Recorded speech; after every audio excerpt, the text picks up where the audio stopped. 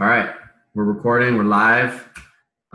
Thanks, Bryce. This is Bryce Zaffarano. I appreciate you doing this interview with us for our two classes for 383. We're just going to kind of open it up and get to know you, and give us a little bit about your background and what got you into physical therapy. Sure. So I grew up in California, and I grew up playing a bunch of sports. I went through a bunch of injuries, mostly because of some shoddy coaching and a little bit of variety as far as, we'll say, training philosophies. After that, I knew that I wanted to do something medical. So I went to the University of California, San Diego, went through the biology track there, was all set up for chemistry, and then it's like a Friday afternoon. It was like 70 degrees outside, and I hadn't talked to anybody all day, and I was just staring at little microbes on a petri dish, and I decided I need something a little bit more interactive. So chose physical therapy for three reasons, really. First one is it's a true medical degree, so you need a doctorate to practice. Second thing is that you really get to spend time with patients. I didn't want to do kind of the traditional primary care model where you see folks for 10 minutes once every 6 months. I didn't feel like that jived really well with my own philosophy.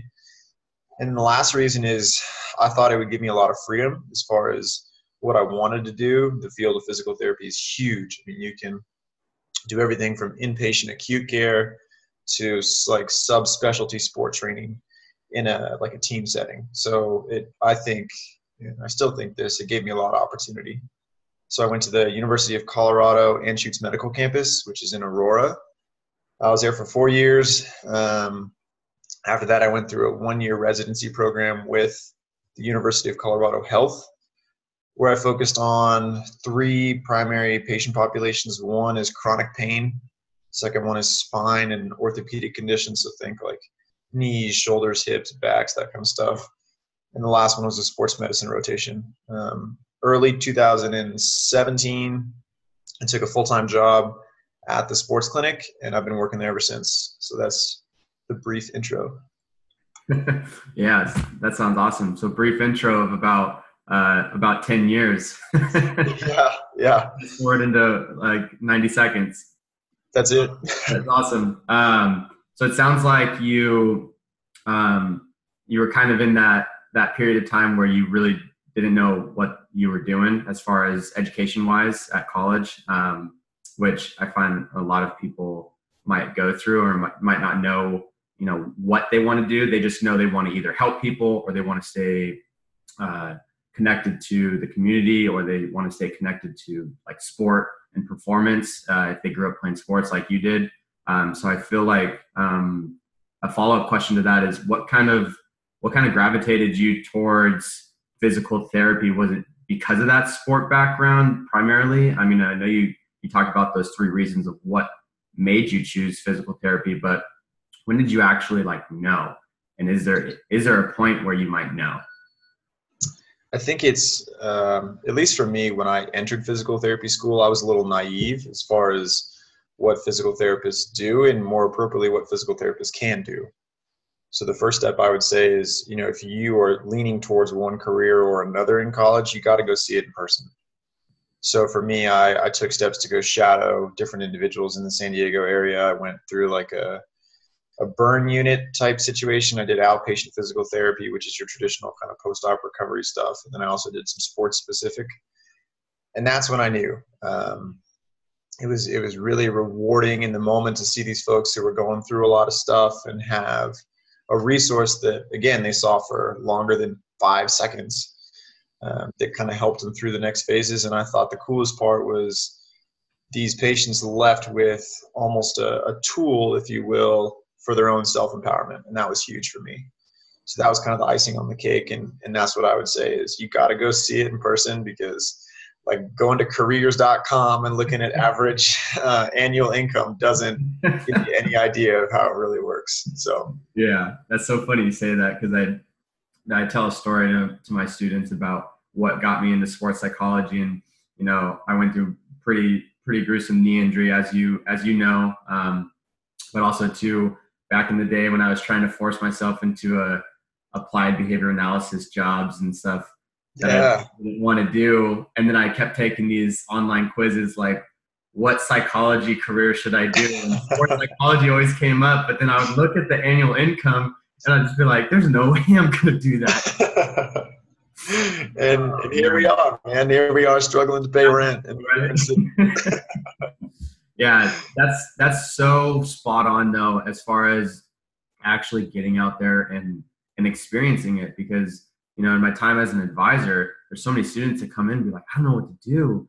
Right? Well, get out there and actually do something. Don't just say, you know, after college, I want to try coaching. How about try coaching now?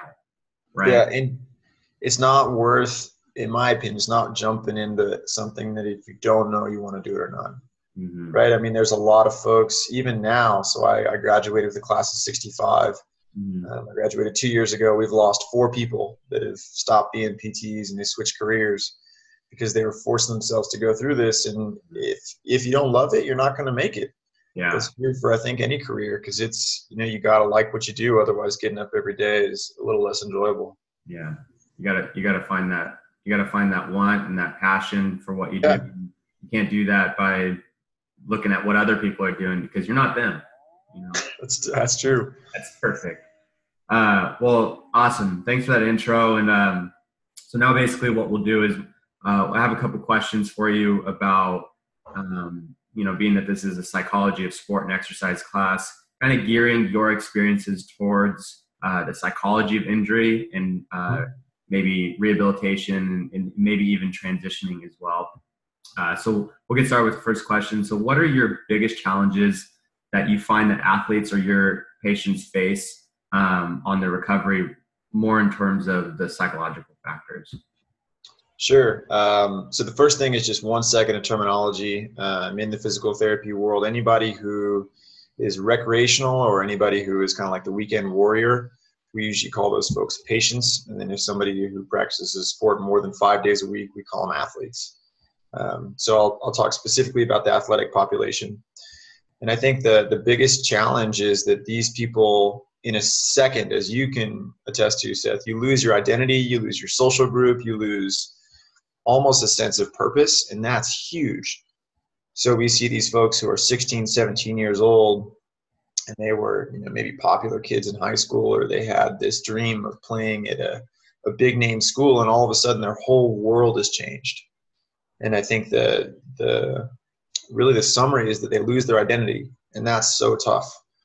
So the first, I'd say even few months of physical therapy is trying to get them to shift gears a little bit, kind of transition into a different mental state where they have to find a new sense of purpose or identity or social grouping. And then as they get closer and closer to being done with rehab, then we start to pump them back up into that athletic mentality. But it truly is a phasic approach. And that's, I think, the biggest challenge they face. Wow. Yeah, I think that's huge, especially with these kids that are, you know, like you said, 16, 17, 18, you know, just coming out of high school. You know, we talk about how many pieces of the puzzle do you have, and if your sport is taking up that whole puzzle, you know, what do you have left? You know, what are the little things? So I'm curious how you might aid them along that way. And do you ever like find yourself helping them out as far as reminding them what else that they enjoy doing as far as hobbies, or to help them regain that self-identity? Sure. Yeah, great question. I think if you don't mind, Seth, I'll just give you a patient example, if that works. Yeah. So maybe about 6 months ago, I met this gal who was skiing competitively in Korea. She's on the U.S. team, and she just caught a piece of bad luck, and she ended up going into basically a plastic picket fence at the end of a ski run. Wow. But when she did that, she actually dislocated her knee. I'll save you kind of the gruesome story, but she lost some blood vessels. She lost some nerves. It's a big deal. So she actually had her leg amputated below the knee. Oh my God. You can imagine that this gal, you know, walked into physical therapy and was like, this is not where I want to be. Like, 10 days ago, I was, skiing at an international level, and now I can't walk. So I think that really highlighted a time where we needed to shift her identity for the time being. Mm-hmm. When I met her, I mean, the first thing I was thinking was like, okay, how do we get this gal to the Paralympics in a year, right? But that's not something that I discussed with her until just recently. So it was about, okay, what are your goals? You've got 6 months of basically non-weight bearing on the right leg. What kind of online classes can we take? Let's build a resume. Let's do this, try and find a job. Let's try to, like, simple stuff, clean your apartment. Like, are you going to buy a new car? It's a lot about regaining that sense of truly ability. Yeah. And making sure that they understand that they're still people, and they still have other pieces of the puzzle, to use your words. Yeah. So we'll use everything from like motivational interviewing to, we'll have family meetings, we'll have coordinated team efforts where, we'll bring in a physician, myself, maybe a rehab psychologist, sports psych, usually for the younger folks. And then we'll even add in think of like a true psychologist. Mm-hmm. And we'll have discussions about, okay, how do we get over the next 6 months before we start into the more familiar, more enjoyable, active or athletic activities. Wow. That's incredible, like, case study, if you will. Yeah. But I think that's incredible as far as you as a practitioner in your field with physical therapy, having that self-awareness, to be able to recognize that, hey, there's a lot of things that I might want to tell her or say right now. But knowing when the right time is, I think that's crucial too, for their sake, right? Yeah. I mean, you can't, I think you've got to just be appropriate with your conversation. And that's true for a lot of different professions, right? Mm-hmm. Like with your students, you're not talking about like, okay, on your first day of class, this is what the final is going to look like, right? It's very similar for opening out the room.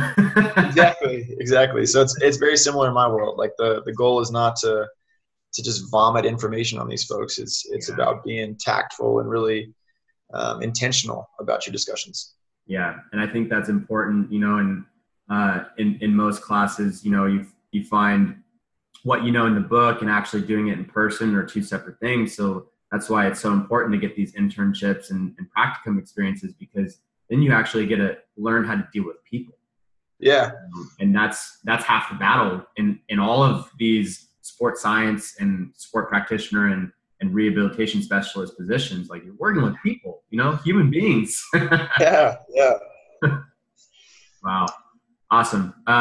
So then my next question then would be, so you don't have to use your case study of the skier, but in general, when you're looking at physical recovery, you spend a lot of time on the physical recovery and making sure that they're adhering to their exercises outside of seeing you and progressing along appropriately. How would you describe then the difference between physical recovery and mental recovery? Sure. So like I mentioned earlier, I was fortunate enough to go through a residency program with 3 subspecialties. Yep. So the chronic pain population is a great example of some psychological factors. So I'm not sure how much you talk or if all about chronic pain in your classes. We talk a brief period about the psychology of pain, but okay. Yeah, so we're aware. I'll just drop like a little knowledge nugget on that. But pain is an output of the brain, right? Pain is not something you feel in your finger. It's not something that travels in your nervous system. It's something that your brain determines. Mm-hmm. Basically, your brain determines whether or not you're in danger. That's how pain happens. Yep. So what happens is a lot of these folks who have chronic pain, they start to associate danger with everyday things.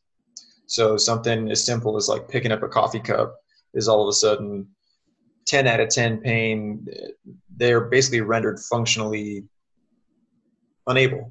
So what we have to do is we have to break that psychology of pain and go through a bunch of what's called therapeutic neuroscience education and basically explain to these folks, look, this is how pain works. This is what's happening inside your brain. This is what we have to do to fix it. And that's probably the toughest discussion that I have all week. I mean, I can't tell you how many times, like, you're just sitting in clinic looking in front of a human, like you said, and you're trying to think of the best word, the best way to describe it. And that's where it gets really challenging, is because it's purely psychological. There's nothing I can do from a physical standpoint to change that person's pain. I have to just use my words and just really enter into kind of the psychology world and see what we can do as far as changing that expectation, that learned behavior of certain activities being painful. Yeah. Wow. So then do you find that in this, for example, chronic pain situations, by you having these one-on-one conversations with them and explaining sort of like the neural pathways and things like that with these patients and athletes, do you find that helps, or is there anything additional that you might find to be more effective? Sure. So I don't mean to scare anybody away from the physical therapy field, but what I'll tell you is, like, we are not miracle workers. So we don't fix everybody. We can't change everything. So if we look at, like, national pooled data, we know that the chronic pain population is one of the hardest to treat as far as outcomes. So if we use some sort of like traditional method where maybe we have like a very generalized vanilla exercise program, and we ask them just to increase physical activity regularly, if we compare that with this therapeutic neuroscience education, we see about 5 to 10-fold improvements in outcomes, and that's kind of what we hang our hat on. Mm-hmm. So there are a lot of times, and I probably see like 10, 15 patients a week in that chronic pain category. And I'd say about, maybe 30% just walk out the door and it basically went in one ear and out the other. And then another 30% grab onto it and they make really substantial change really fast. And other folks, you're just planting a seed. You just got to be one of 100 practitioners to tell them the same thing until it starts to click. Yeah. So it depends is the answer. Maybe not the answer people want to hear, but hey, that's, part of the job. It sounds and like we said, man, you got to go see it in person. Like, you don't have a good grasp on it until you see it. Yeah. So then I would think then you sound like you were fairly prepared for these psychological factors coming out of your doc program, which in the rehabilitation setting, if students are looking to get into any sort of rehabilitation, maybe like nursing or OT or PT or even PA school after, I find there's probably a significant focus on the psychological factors. So maybe touch on what your experiences in your doc program were like when it comes to learning how to deal with these issues when you see them in athletes and clients and patients. And then how does that translate over to your competency as a physical therapist? So I guess let's start with that, and then we'll follow up. So I think it's really important for anybody who goes into any sort of human-to-human care. It doesn't have to be rehab, doesn't have to be medical. You'll find the more and more you do this, and I think you'd echo this as well, Seth, is that your words matter. And language is like one of the most powerful tools we have, right? If you go to any provider and you say something like, hey, I'm in pain, or I don't feel great, and they tell you, oh, you're fine, go home. The tone matters, right? And the language we choose matters. So that was something that my program harped on a lot. I was lucky enough to go to an interdisciplinary campus. So we had dentists, we had PAs, we had MDs, we had DOs, we had nurses, we had pharmacy, and then we had public health. So we were fortunate enough to kind of get a peek into the other programs' curriculum, and it was true for all of us. That linguistic tact is something that more and more is something that we're thinking about in healthcare. And if we look at something as silly as mood on a 0 to 5 scale, where 5 is, as happy as can be and 0 is kind of down in the dumps, that's the single most predictive factor of an emergency room visit. That's it, not like blood loss or BMI or anything like that. So we know that mood is hugely powerful. And I think that's going to be the case, especially as the medical profession grows. For anybody who goes into anything medical, that's going to be part of your curricula. Nice. And I forgot the second part of your question. Yeah, no, that's I should have split the question up to begin with. You're all right. My bad. So you're talking about how your curriculum and your program has prepared you. Now, all of those, the language, the idea of the importance of mood and maybe like personality and things like that, that translating over to you now at the clinic that you're working at. Yeah, it's huge. I mean, one thing I'll say is that, when I first started, when I began that residency program, the system I work in, we're lucky enough to see all the different notes from all the different providers. And I was always so hesitant to open a psychology note or a psychiatrist note or any sort of like behavioral health note. And now that's the first thing I look at. I don't go to the surgical report. I don't go to the x-rays. I don't go to the MRI. I jump right to the psychosocial aspects, because that's going to influence hugely how I even interact with that patient from the waiting room. So if I know that they're going through maybe like a loss of a loved one, or maybe they're, in some sort of like clinical depression, that's going to change how I interact right away, more so than x-ray results, more so than anything else. And I think that I'd like to think that is partly responsible for the outcomes that I see with my patients, is that I do take that into consideration. Yeah. Wow. That's huge. Because I think too, in most programs in any field, right? Whether it's even in sales or in business, the rapport you have with somebody is going to be, a huge determinant in the success or the outcome of whatever you're doing. So in your case, taking a look at the psychosocial factors and being there for that person, I think, that's one step towards building trust, building rapport, so that way when you're actually doing the rehabilitation stuff, they're more likely to maybe want to do stuff. That's so true. And like I talked about earlier, I really like physical therapy because you can establish a relationship with these folks. So that gal we talked about earlier, the skier, I'm going to see her for like probably the rest of her life, right? I mean, it's going to be on and off, of course, but it's a relationship. And you've got to build that trust, like you said, and build that rapport. And I think the only way you do that is if you approach it with a psychosocial lens, basically.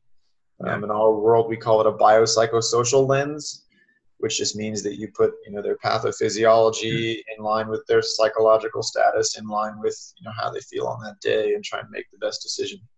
So important stuff. Yeah.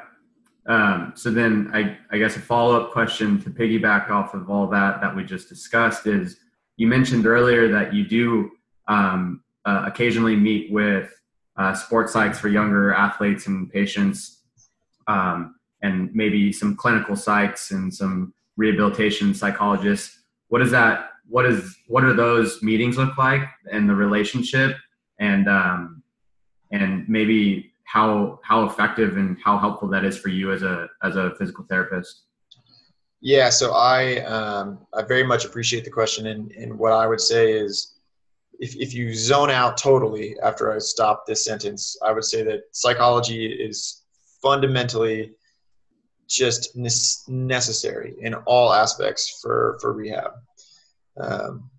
In our system, the three arms look a little different. So sports psych is reserved for our patients who are younger than 18.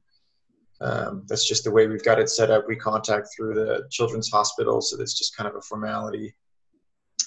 Rehab psychology is reserved for folks who go through what we deem life-threatening changes. So that's something like multiple sclerosis. That's something like a spinal cord injury. That's something like maybe something even more severe, like ALS or a stroke, or even some sort of like think of like a traumatic brain injury even. And then clinical psychology is usually when we team up with some of the other providers. And that could be something like trying to study depression as it relates to physical activity, or trying to study, what role anxiety plays in community integration to a gym, or what last year I was involved in a study that looked at folks who have a diagnosis of MS and basically their levels of factors that fit the bipolar health disorder. and if there's any sort of correlation. And that's usually where we see our clinical psychologists. But those three arms truly do change our practice, because if it's something small, and I don't mean to minimize it, but if you're just having a down day, I feel pretty well equipped to handle that. But if it's something where maybe you've got some body image issues, maybe you're having trouble grasping your new identity, maybe you're in like a true episode of major depression, that's not somewhere where I feel super comfortable. And that's where I lean pretty heavily on our psychology folks. Yep. Yeah. And that comes back down to self-awareness, right? That idea that there's a line, and that fine line, maybe it's a little gray, and that's, in our field, if we're focusing on performance enhancement, and then the other side is the clinical stuff that you just mentioned, I'm trained to a certain point. Yeah. And then, once I get to that point, if I feel like I'm not competent enough to help, it's my ethical duty to refer, to get them the proper help they need, not necessarily saying, hey, you're not working with me anymore, you're going to this person. Yeah, you don't kick them out. Yeah. You make sure that connection's still there, and that all comes back down to rapport, and that relationship that you have with the patient, athlete, client, whatever, and they feel comfortable that you are, you're there for them to make sure that they're getting the best treatment they can. Mm-hmm. Yeah. And I think that's a huge thing that's starting to happen in the medical field. Is once upon a time, primary care physicians, general physicians, they were supposed to know everything, right? I mean, there's something like 1,000 papers a day that come out now on just like gut bacteria. So there's no way we can know everything in any field. And that really highlights the importance of knowing your line and not crossing it, because it doesn't work out well for anybody. Right. Yeah. I think that's huge. So then I guess when all is said and done, you've done your duty as far as, let's just say you're working with somebody and you're coming to the tail end of their rehabilitation process. What is like if there is a protocol, or if there's a certain way that you like to do it, how do you help them with their transition back to either return to play, or return to work, or just leaving your clinic in general? Because I know you mentioned earlier that you sort of have like a process of certain like ways that you move forward with things. But what does that process look like after their rehabilitation journey? Yeah, so some good questions there. I'm gonna actually try to screen share. I used to be able to do that, but I gotta find the button. Are we getting old? Dude, I'm already old. I went to bed at like 8 o'clock last night. You got All right. Have you pressed the screen share button? Because I used to use it, but it looks like it's in a different format now. I have the share button. You do? Yeah. It's right next to the manage participants. Oh, okay. Perfect. See it? Yep. All right. So this is in the works of getting published. So please don't steal this and publish it. But this is the return to sport phase for an updated ACL protocol that we're putting together. This little bit right here is just a description, some goals as far as what to do in rehab. And then this is kind of the answer to your question, Seth. So like, what happens after they finish with me? So these are criteria that the patient has to meet. Mm-hmm. And a lot of this stuff, there's acronyms, of course, but basically it looks at range of motion, swelling, balance, there's symmetry between legs on single leg hops, some quadricep and hamstring measures. But the most telling thing is right down here, the IKDCs, the International Knee Disability,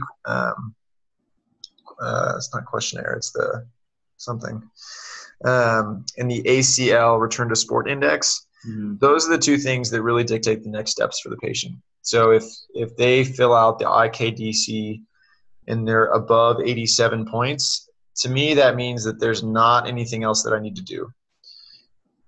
that test or that questionnaire really looks at the athlete's self-identified barriers to return to sport. The ACL return to sport index is very similar.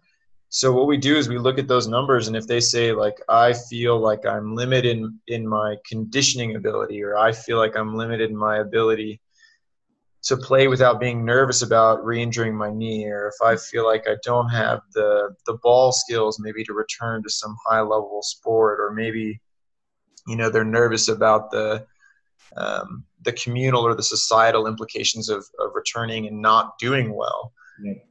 That dictates my next step. And I think that's again, like we talked about, that's the transition that we're experiencing in healthcare right now, is that we are moving towards this more biopsychosocial lens. And those two things right there is a good example of how we treat that in the ACL population. Wow. Yeah, that's awesome. And I appreciate you showing that article to give us a visual. That we got it figured out. We know how to click. Yeah, don't steal it though. Don't steal it. Don't steal it. Taking notes real quick, snapshot it. Wow. So I guess just to kind of summarize and wrap up everything that we've talked about. We talked about a lot, but it sounds like the process of you going through your doc studies, or even before that, your undergrad studies, you were just like everybody else. You went through times where you maybe didn't know what you wanted to do or how you were going to do it, but you had an interest and you stuck to it, which is huge when it comes to career outcomes and things like that. Being passionate about what you do and, making a little money on the side, and then combine those two things and you got a great career. But also too, during your doc studies, it sounds like you got a wide variety of experiences and opportunities to see different practices, and to also see how the psychosocial piece can combine with the biological side and the physiology side of things, which a lot of sports science programs are going towards, right? The class that I teach with, the psychology of sport and exercise, it's a required class now for people to take. So most, all kinesiology students have to take this class, and I think that's just so huge, and it's becoming more and more recognized and no longer looked at as a stigma, which is huge in the field of psychology of sport and performance. And then moving towards your clinic, it just sounds like the interactions that you have with athletes and clients and patients is, you yourself said that you're looking at the psych factors before you even look at their injury report. So that way you can deal with the person, because we are ultimately dealing with people. But I think it just goes to show that we can't ignore these things anymore. And it helps you as a well-rounded practitioner to do your job effectively. Yeah, and I'd even argue that I need that stuff to do my job. Yeah. Is there any other things that we haven't talked about that you would like to add, or that you find that is important to what you do as a practitioner? Anything like that? Yeah, that's tough, man. You put me on the spot. So, I mean, the biggest thing, and I think what I would have needed to hear, most of these folks are 19, 20, 21, something like that. The biggest thing that I would have needed to hear is it's not an easy road. And you can echo that better than anybody, Seth. I mean, if you've got an idea, or if you've got a goal, or if you've got something that you want to get to, it's not going to be, or maybe for some folks, but it's not going to be butterflies and rainbows and just a smooth sail trip over there. And I think, knowing that it's not going to go as smoothly as you think or as smoothly as you hope, that would have been hugely helpful for me. Because like you said, self-awareness is huge. And I'm sure all of us have gone through self-doubt about, is this career right for me? Or can I really do this? Or can I start this thing? And I think the answer is, if you get your mind, or really your psychology, if you will, if you get that in the right spot, you can do a lot of things. And I think the the message I would say is that's true for rehab, that's true for psychology, that's true for MD, that's true for PA, that's true for any career I can think of, really. So, yeah, awesome. I think that's huge, and I appreciate you ending on that note. Just to kind of clarify and help people understand that, hey, if you set your mind to it, you can do it. Which yeah, it kind of sounds like that raw motivation, but really there's a lot more, from what we've learned in class and what we know in the sports psychology field. There's a lot more of the science to motivation than all those motivational videos to get you to where you want to go. You're going to go through ups and downs, but it's the downs when you get past them. The next time it happens, it doesn't feel as bad, right? Yeah, and I think clinically, that's the definition of resiliency, right?